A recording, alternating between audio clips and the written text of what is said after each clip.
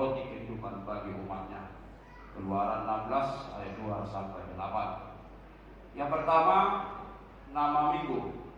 Sesuai dengan kalender gerejawi, nama minggu hari ini adalah minggu 10 setelah Trinitatis Ketritunggalan Allah.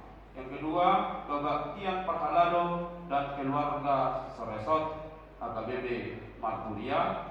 Kebaktian Parhalado dan keluarga HKBP Seresot Marturia akan dilaksanakan pada hari Jumat 9 Agustus 2024 pukul 20.00 WIB bertempat di HKBP Ebenezer Pasir Indah.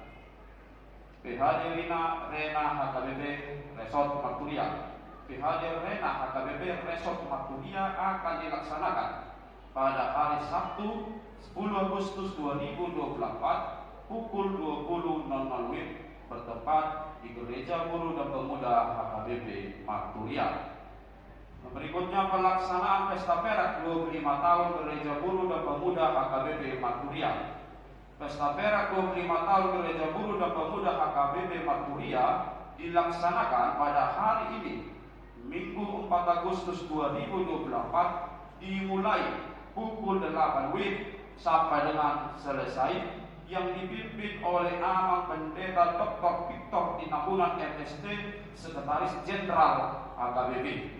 Doa bersama untuk saudara-saudari yang sakit dan masa pemulihan.